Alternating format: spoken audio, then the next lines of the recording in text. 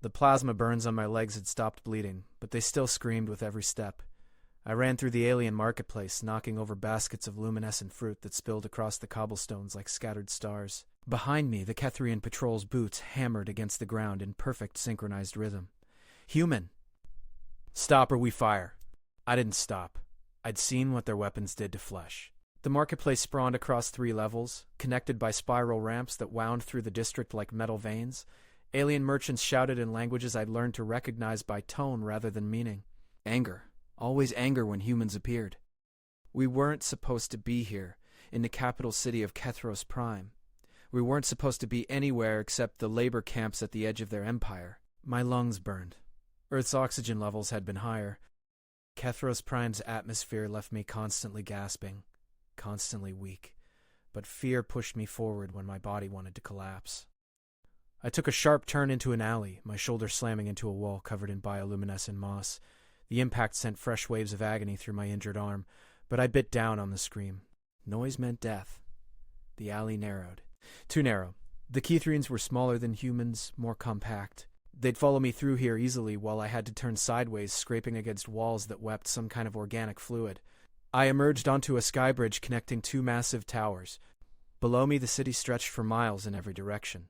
Kethrian architecture didn't follow straight lines. Everything curved and spiraled, grown rather than built, their structures living things that breathed and shifted, beautiful if beauty mattered when you were running for your life. The bridge swayed under my feet. Of course it swayed. Nothing on this planet felt solid. Surrender, human. There's nowhere to run. 3 Kethrian guards stood at the bridge's entrance, their weapons raised. They were covered in chitinous armor that gleamed like oil on water, faces hidden behind helmets that reflected my own terrified expression back at me.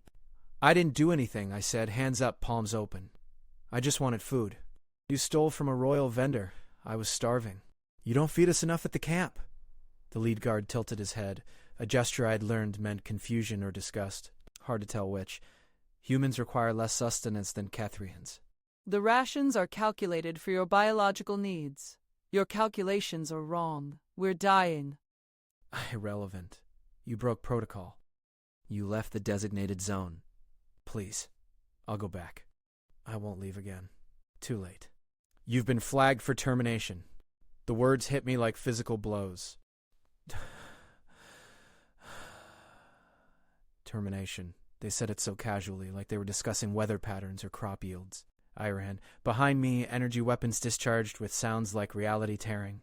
The bridge's organic material shrieked as plasma bolts burned through it. I felt the heat pass inches from my head, smelled my own hair singeing. The far end of the bridge connected to what looked like a government building. Massive doors stood open, and Kethrians in elaborate robes moved in and out with deliberate grace. I had no choice. I sprinted through those doors into a vast chamber, with ceiling so high it disappeared into mist, and stopped dead. I'd run into the royal court. The chamber fell silent. Hundreds of Kethrian eyes turned toward me.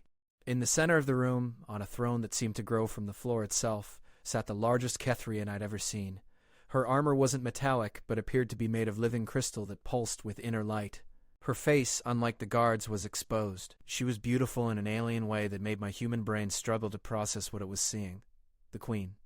Behind me, the guards crashed through the entrance. Majesty, forgive the intrusion. The human will be removed immediately. The Queen raised one hand. The gesture was small, but every Kethrian in the room froze. Her eyes, deep purple and multifaceted like gemstones, focused on me. A human, in my court. Her voice resonated, not loud, but somehow filling every corner of the massive space. Explain. The lead guard stepped forward, weapons still trained on me. The human fled from a labor camp, Majesty. It stole from a vendor and ran when confronted. Standard termination protocol. I see. The Queen rose from her throne. She was tall, taller than me, and moved with a predator's grace. And tell me, Captain Velthar, why did this human run? The question hung in the air like a blade waiting to fall. Part 2, Captain Velthar's helmet turned toward me, then back to the Queen. Majesty, the motivations of labor specimens are not typically... I asked a question, Captain. The Queen's voice remained steady, but something in it made the temperature in the room seem to drop. You are my royal guard. You track, you capture, you protect. Surely you understand prey behavior. Why did this one run? I stood there, chest heaving, waiting for the plasma bolt that would end everything. My legs trembled from exhaustion and pain. Blood from my burns had soaked through my torn pants, leaving dark stains on the pristine floor. The captain's posture stiffened. Specimens run when they violate protocol, Majesty. It's instinctive, before that. The Queen descended from her throne, each step deliberate. Before it ran from you, what caused the initial flight? The captain hesitated. I could see it in the minute shift of his armored shoulders. The humans stole food from... Why steal? Are the labor camps not provisioned? They are provisioned according to human biological requirements, Majesty. Then why steal? I realized what was happening. The Queen wasn't asking me. She was pulling truth from her own guard through questions he couldn't refuse to answer without showing disrespect. The human claimed insufficient rations, Majesty. You doubt this claim?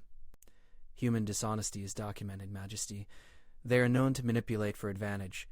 Her crystal armor caught the light from the bioluminescent walls, scattering rainbow patterns across the assembled court.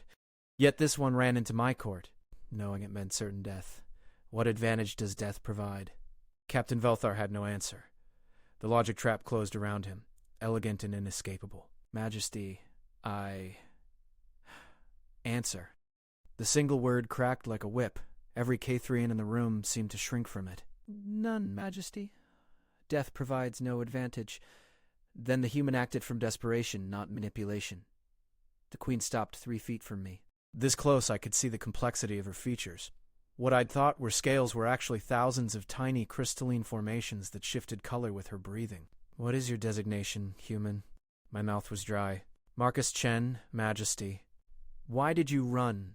The honest answer would condemn my entire species. The lie would kill only me. I chose truth, because I watched my friend die yesterday. Sarah. She was 16 years old. She collapsed during work detail.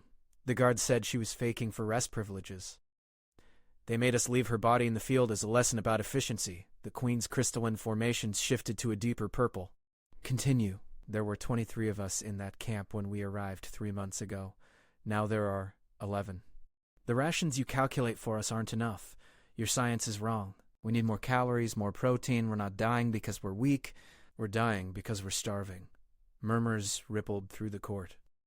The Queen raised her hand again, and silence returned. Captain Velthar. When was the last inspection of labor camp nutrition protocols? 6 cycles ago, Majesty? The human mortality rate? The captain shifted. Within acceptable parameters for lesser species integration, Majesty. What is acceptable? 30% attrition is considered. 30%, the Queen's voice remained calm, but her crystalline formations now pulsed with red undertones. You consider it acceptable that 1/3 of a sentient species dies in our service? They are human, Majesty. The Council designated them as labor class after their planet's resources were depleted. The agreements... I'm aware of the agreements, Captain. I signed them. The Queen turned back to me. Your planet resisted integration. Your leaders refused negotiation. When we arrived, Earth was dying. Oceans poisoned, atmosphere collapsing, billions starving. We offered salvation through service. You offered slavery, I said, and immediately regretted it. The Queen's head tilted. You dare accuse your Queen of... Forgive me, Majesty. I dropped to my knees, ignoring the agony from my burns. I speak from grief, not wisdom. But yes, you took us from one death and gave us another. Just slower. The chamber erupted. Cathrian voices raised in outrage, demanding my immediate execution. Guards moved forward, weapons ready. I closed my eyes and thought of Sarah, of the others. At least I'd die having spoken truth. Silence. The word didn't shout. It resonated, vibrating through the floor, the walls, my bones. Every Cathrian froze mid-motion. This human speaks without deception. I hear no falsehood in its words. The Queen's gaze swept across her court. We pride ourselves on order, on efficiency, on civilization that brings peace to chaos. Yet, we have created suffering through ignorance disguised as calculation. Part 3. The Queen gestured, and a holographic display materialized in the air between us.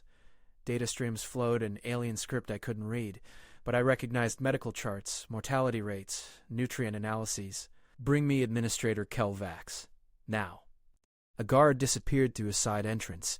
The Queen studied the data, her crystalline formations shifting through colors I'd never seen before.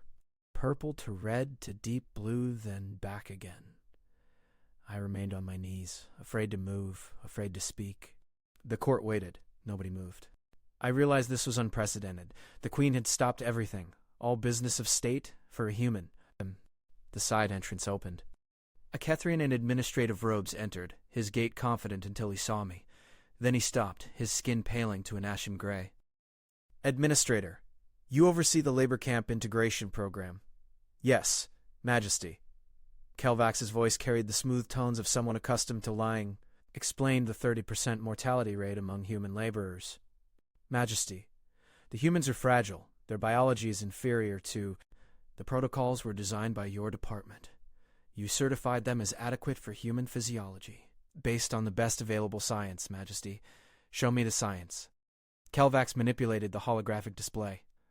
Documents appeared, filled with formulas and biological analyses. The Queen studied them in silence. These calculations assume human caloric needs match Kethrian adolescence. Yes, Majesty. The body mass ratios indicated humans are warm-blooded mammals.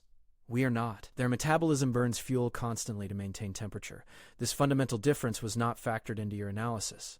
Kelvax's skin went from pale to almost translucent. Majesty, The initial surveys indicated... The initial surveys were conducted on humans who had been starving for months on their dying planet. You measured the minimum they survived on, not the minimum they required to thrive. The Queen turned to face her court. We have built our empire on order. On understanding the nature of all beings we integrate, yet we condemned an entire species to slow death through academic laziness. Majesty, please? Kelvax began. You are dismissed from your position. You will report to the evaluation chamber to determine whether your failure stems from incompetence or malice. Guards, escort him. 2 guards moved forward and took Kelvax by the arms. He didn't resist, just stared at the floor as they led him away. The Queen returned her attention to me. Stand, Marcus Jen. I struggled to my feet, my legs barely holding me. The burns screamed. My vision swam. You ran because you were starving. You stole because you were desperate. You came to my court because you had nowhere else to go. The Queen stepped closer. You showed me truth I was blind to. For that, I am in your debt. Majesty, do not interrupt your Queen. But her voice held no anger. You will be treated for your injuries. You will be fed properly. And you will help me understand how to correct this failure. The others, I managed. The 11 still alive in my camp, the thousands in other camps, all of them. The Queen turned to Captain Velfar. Issue immediate orders. All human labor camps are to receive emergency ration increases. Medical teams will inspect every human in our service. Any showing signs of malnutrition will receive treatment. Yes, Majesty. The captain saluted, but I saw hesitation in his posture. You have concerns, Captain? Majesty, the other species in labor service will notice. If humans receive special consideration, they will receive what they require, as will every species in our service. Begin comprehensive reviews of all labor protocols. I want biological experts, not administrators, conducting the analyses. The Queen's formations pulsed with deep blue. We will not build civilization on the corpses of those we claim to elevate. The Queen watched him go, then looked back at me. You risked death to steal food. You ran from trained warriors. You violated every protocol designed to maintain order. Her crystalline hand reached out, and I flinched. She paused. I will not harm you, Marcus Chen. I want you to understand something. She touched my shoulder, her hand surprisingly warm despite its crystalline appearance. In all my years as Queen, no one has run into my court uninvited. Ambassadors request audiences. Nobles follow protocol. Even prisoners are brought through proper channels. Her formations shifted to something almost like gold. You crashed through my doors, bleeding and terrified, and you showed me a truth my entire government had hidden or ignored. Do you understand what that means? I shook my head. It means our systems are failing, not just for humans, for all of us. Part 4. The Queen summoned her medical staff, and within minutes I was surrounded by Kethrian healers whose hands moved over my burns with practiced efficiency. They worked in silence, applying salves that immediately cooled the screaming pain, wrapping my legs in bandages that seemed to dissolve into my skin. The plasma burns are severe but not permanently damaging, one healer said. The malnutrition is more concerning. Your muscle mass has deteriorated significantly. Bone density is compromised. The queen watched from her throne, her formations now a steady deep purple. The court had emptied at her command, leaving only essential personnel. Captain Velthar stood at attention nearby, his helmet finally removed. His face was angular, with the same crystalline features as the queen, but less pronounced. His expression was unreadable. "How long will full recovery require?" the queen asked. "With proper nutrition and rest, 6 to 8 weeks for the burns. The systemic damage from starvation will take months. He will have both." The queen stood. "Marcus Chen, you will remain in the palace as my guest. Your testimony will be required as we restructure the labor programs. My people in the camp, they'll think I'm dead. They will be informed of your status, but you are in no condition to travel." "Please." I tried to stand, but the healers pushed me back down. They've lost so many. Sarah was like a daughter to our group leader, Thomas. He needs to know what happened here. The queen's formations flickered. "Captain Velthar, your assessment." The captain stepped forward. "Majesty, allowing the human to return to the camp poses security risks. If other laborers believe defiance results in reward, I asked for your assessment, not your fears." The queen's voice remained level, but the captain's posture stiffened. Would returning this human to its camp with proper medical escort accomplish any strategic purpose? "It would demonstrate your mercy, Majesty. It would also prove to the other humans that your reforms are genuine, not merely words." "And the risks?" "Minimal if properly managed. The human is weak from injury. It poses no physical threat. And if it attempted to incite rebellion, the other humans are too malnourished to act on it." The cold calculation in his words made me want to scream, but he was right. We were too broken to fight. Then we will do this properly. The queen descended from her throne again, moving with purpose now. "Marcus Chen, you will return to your camp in 3 days, once you are stable enough to travel. You will go with medical teams and proper supplies. You will tell your people what happened here, and you will bring back their stories." "Their stories?" "Every human in that camp has a tale of how they ended up in our service. I want to hear them. All of them." The queen's formations shifted to gold again. "We took your people because we believed we were offering salvation. I need to understand what we actually offered." The healers finished their work and helped me to my feet. I felt stronger already. Whatever they'd given me working through my system like fire, but without the pain. "Majesty, why?" The question escaped before I could stop it. "Why do you care? We're nothing to you." "Just labor. Just resources." The queen studied me with those multifaceted eyes that seemed to see through skin and bone into whatever passed for a soul. "When I was young, before I became queen, I served in the Integration Corps. We brought 12 species into the Empire during my service. Some resisted. Some welcomed us. All eventually found their place in our civilization." She moved to a window that overlooked the city. "We believed we brought order to chaos, structure to disorder. We measured success by how smoothly each species integrated into our systems. I personally oversaw the integration of the Vexstar species. They were nomadic, resistant to settlement. We created protocols to concentrate them in productive zones. The mortality rate was acceptable. The efficiency ratings were excellent. Within 2 generations, the Vexstar culture had been completely absorbed into our own." "That sounds like success to your people." "It was genocide. The word came out flat, emotionless.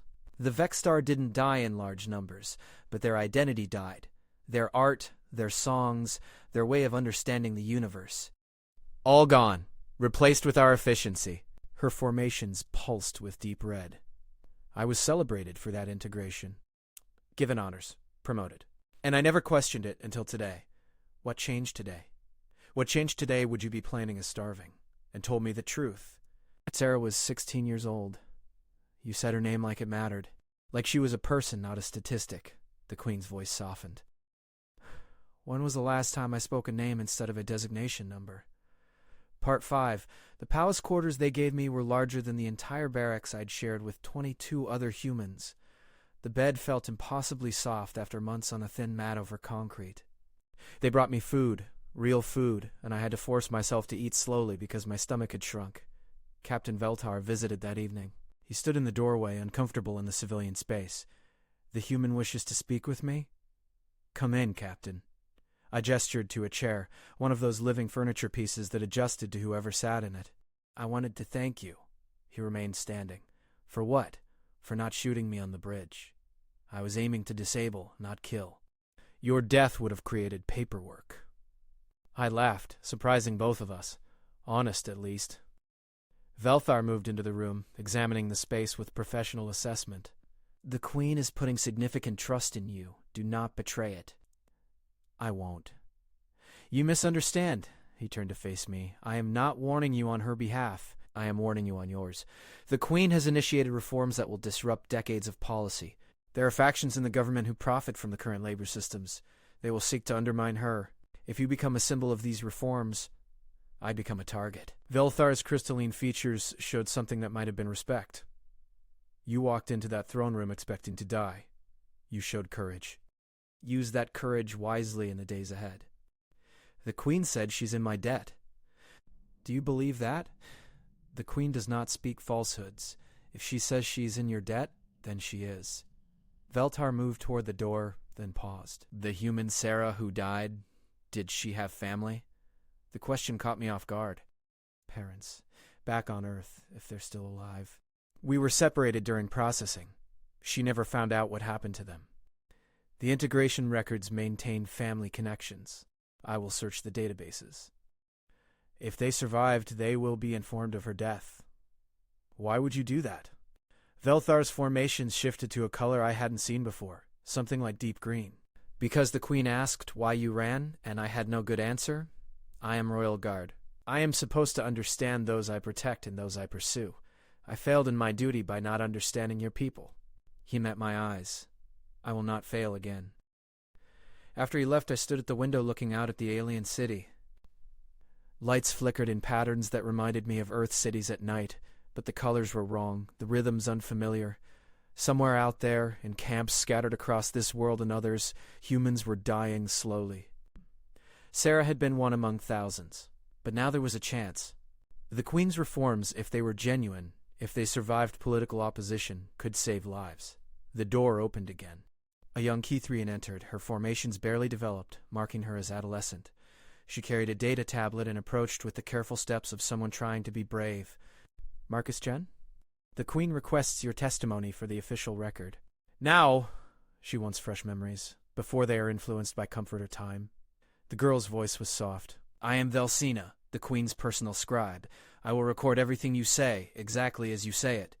I sat down, suddenly exhausted. What does she want to know? Everything. From when you arrived on Kethros Prime until you ran into the throne room. Velsina activated the tablet, which projected a recording field around us. Begin when you are ready. So I told her. Everything. The transport ships that smelled like fear and recycled air. The processing center where they stripped us naked and cataloged us like inventory. The camps where we worked 16 hours a day and fields growing food we weren't allowed to eat. The slow realization that we were dying. The friends I'd lost one by one to exhaustion, malnutrition, injuries that went untreated. I told her about Sarah. How she'd taught the younger humans mathematics using rocks and dirt because we had no paper. How she'd shared her rations when others were too weak to work. How she'd smiled even when we all knew we were condemned. Velsina recorded it all, her formations shifting through colors I was learning to read. Purple for sorrow, red for anger. Deep blue for shame. The Queen will hear this testimony, she said when I finished. All of the council will hear it. They will not be able to ignore what was done in their name. Will it change anything? If she said reforms will happen, they will happen. Velsina deactivated the tablet. But change is slow, and there are those who benefit from the current systems. Be careful, Marcus Chen. You have become dangerous to powerful people. Part 6. 3 days passed in a blur of medical treatments, testimony sessions, and impossible comfort. I gained 5 pounds from proper feeding. The burns on my legs faded to pink scars. My strength returned enough that I could walk without trembling. The Queen summoned me on the morning of the 3rd day. I found her in a private garden within the palace, surrounded by plants that glowed with soft bioluminescence. She stood among them, her crystalline armor reflecting their light in patterns that looked like captured stars. Marcus Chen. Are you ready to return to your camp? Yes, Majesty. You understand that what you witnessed here, what I promised, will take time to implement fully. The other humans may not believe you. They may think you've been compromised or coerced. I know. And you still wish to go? They're my people, Majesty. They deserve to know the truth. The queen plucked a glowing flower from its stem. On my world, there is a philosophy. We believe that order arises from understanding the nature of all things. A river does not flow in straight lines, so we do not force it. We channel it, guide it, work with its nature rather than against it. She held out the flower. I thought I understood this. But I was forcing your people into channels carved for others. I was breaking you because I did not understand your nature. I took the flower. It was warm in my palm, pulsing with gentle light. The medical teams are ready. They will accompany you to the camp with 3 months of proper rations and medical supplies. Captain Velthar will provide security.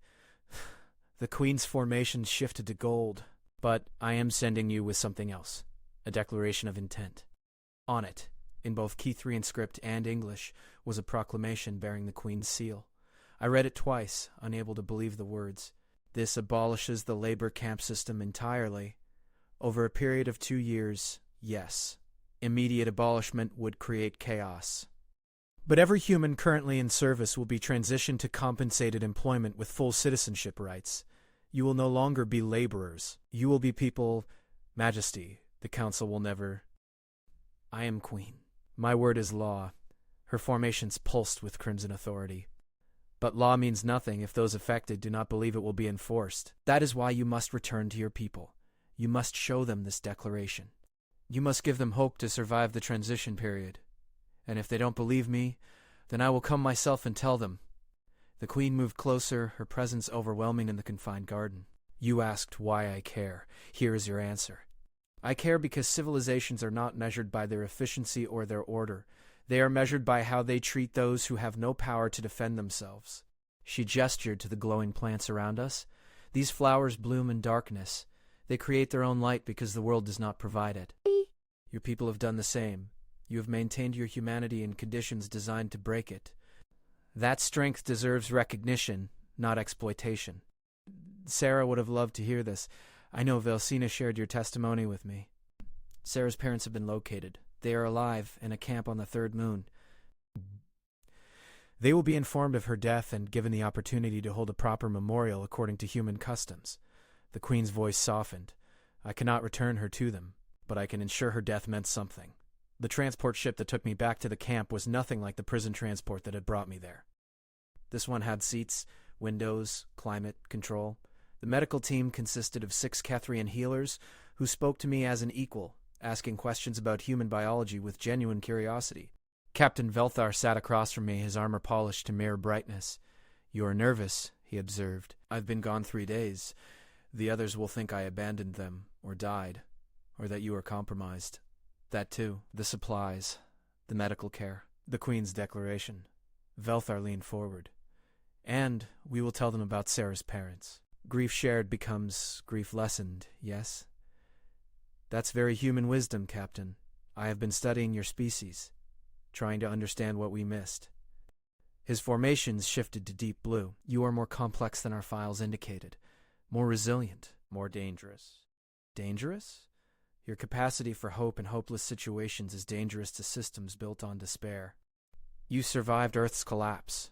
You survived our camps. Now you are surviving our attempt at civilization. He stood as the transport began its descent. The Queen is right to fear those who profit from your oppression. They should fear you more. It looked exactly as I remembered. Gray barracks, muddy fields, guard towers with their weapons always tracking. But now I saw it differently. I saw how small it was, how temporary. In 2 years, this place would be gone, replaced with something better. Guards surrounded it immediately, weapons raised until they recognized Captain Velthar's insignia. The barracks doors opened. 11 humans emerged, thin and cautious. I saw Thomas at the front, his gray beard longer than I remembered, his eyes hollow with loss. Then he saw me. Marcus? I stepped off the transport, my legs steady now, the Queen's declaration clutched in my hand. Part 7, Thomas ran toward me. Or tried to. His legs barely worked, his body too weak for the effort. I met him halfway, catching him as he stumbled.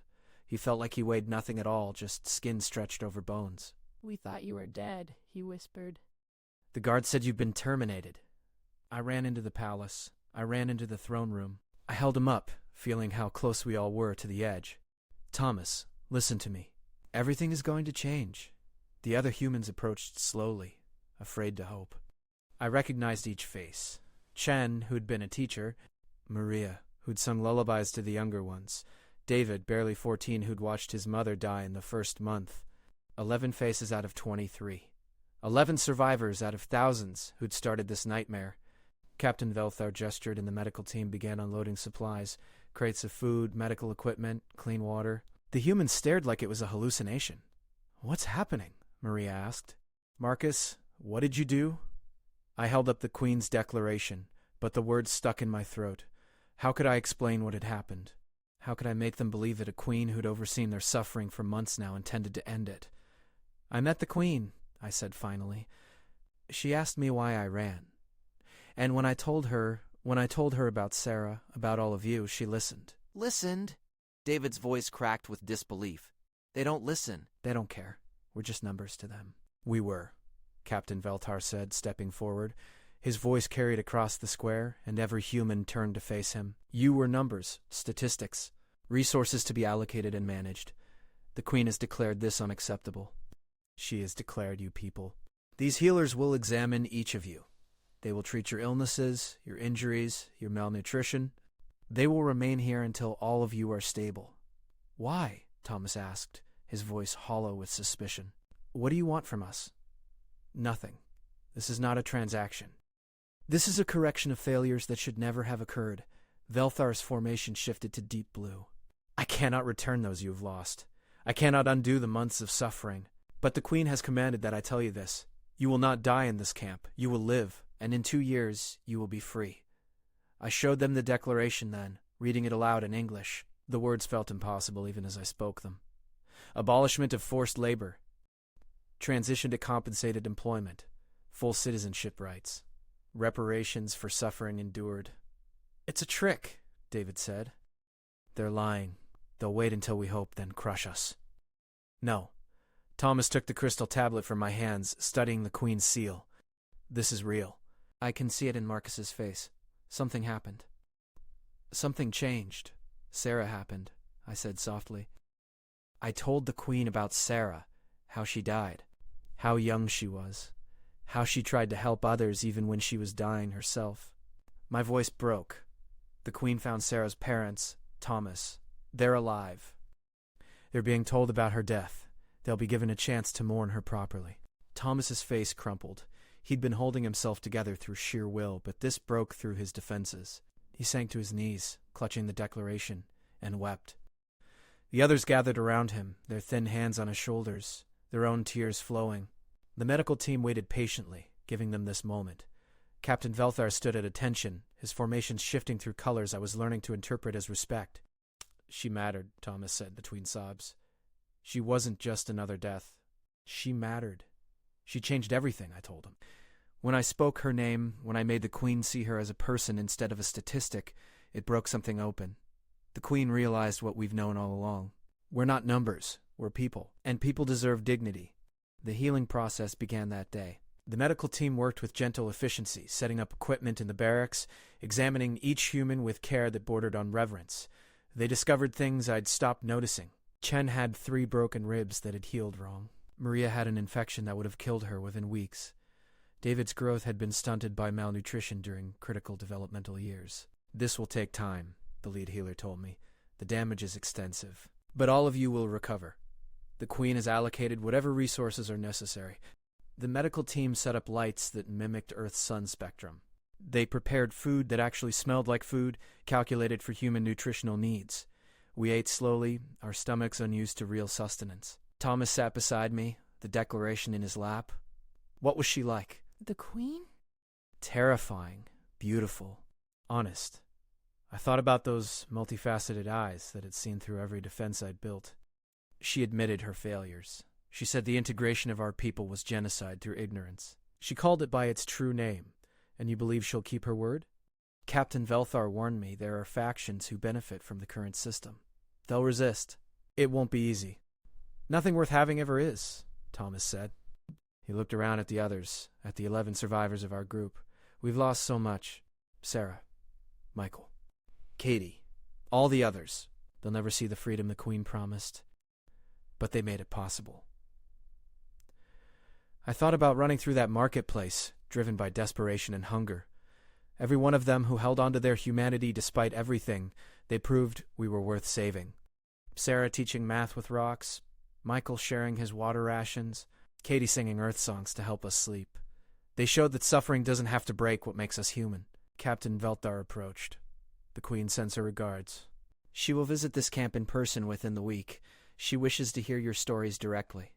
All of our stories? Thomas asked. Every voice.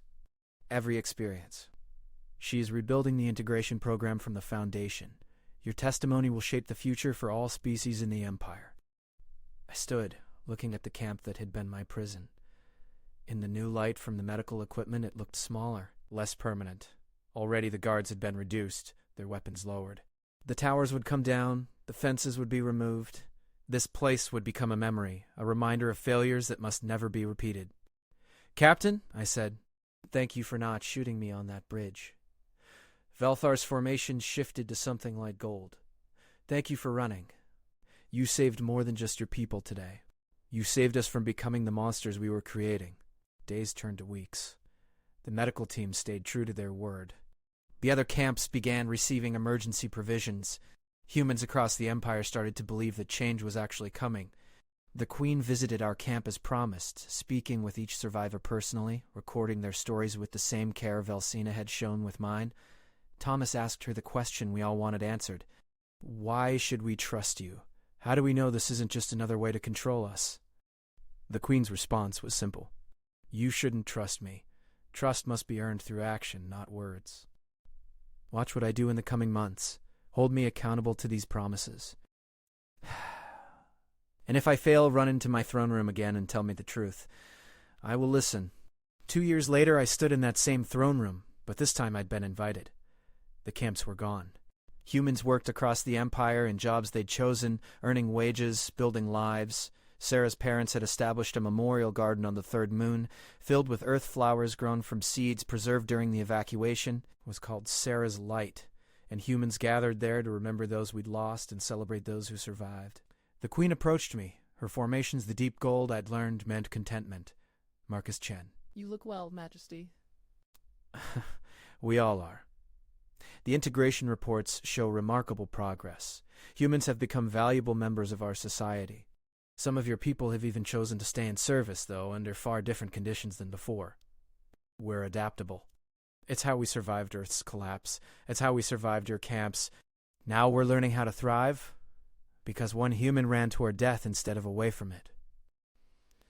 The Queen's voice held something I'd never heard before. Warmth. You changed the fate of your species and the future of my empire. Civilizations are fragile things, Marcus. They require constant vigilance against the casual cruelties that accumulate into atrocity. You reminded me of that truth. I thought about Sarah, about her smile in the fields, about her final collapse. She would have loved to see this. Then we honor her memory by ensuring no one else dies forgotten and unnamed in service to efficiency. The Queen placed her crystalline hand on my shoulder. Thank you for asking me why you ran. Thank you for making me find the answer. Outside the palace, a human city was growing. Earth architecture blended with Cathrian organic structures, creating something new. Our children attended schools alongside young Cathrians, learning both languages, both cultures. We were still adapting, still healing, still finding our place in this alien empire. But we were alive. We were free. And we would never be just numbers again.